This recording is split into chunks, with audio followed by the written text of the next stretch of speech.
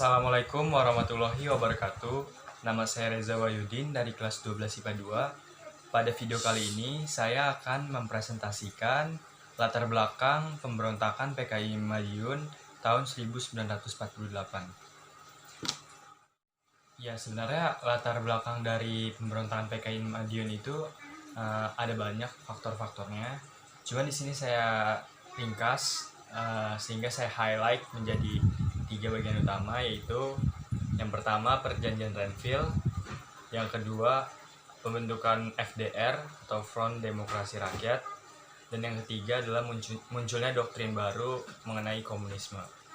Salah satu hal yang paling utama penyebab terjadinya pemberontakan di Madiun karena perjanjian Renville, di mana dalam perjanjian tersebut Indonesia sangat dirugikan. Belanda dianggap menjadi pihak yang paling diuntungkan, dan pihak kabinet Amir Syarifuddin menjadi jatuh. Banyak sekali rakyat dan pemerintah yang menyalahkan Amir, karena pada saat itu dia yang menjadi perwakilan Indonesia.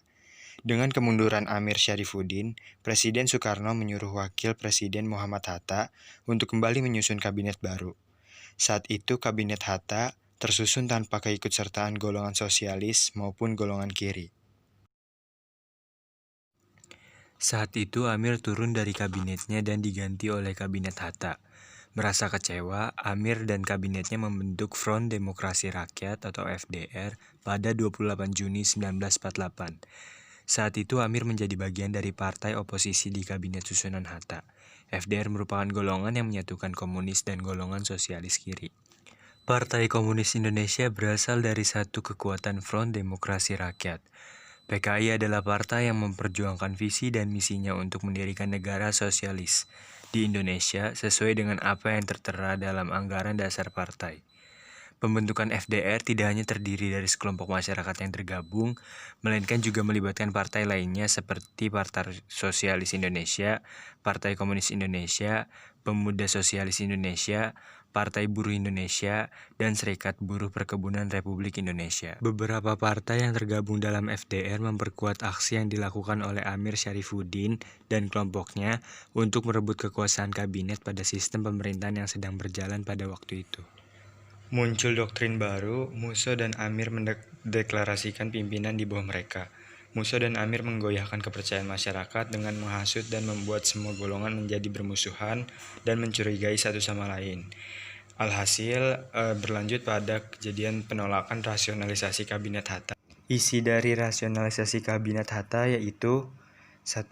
Pembubaran dari pemegang pimpinan TNI beserta gabungan angkatan perang. 2. Staf Angkatan Umum Perang dan wakilnya diangkat untuk sementara waktu. 3. Panglima Angkatan Perang Mobil ditetapkan oleh Presiden untuk diberikan kepada Jenderal Sudirman. 4. Staf Markas Besar Pertempuran juga dilakukan pengangkatan sementara. Keputusan tersebut yang membuat Musso marah dan menolak rasionalisasi tersebut.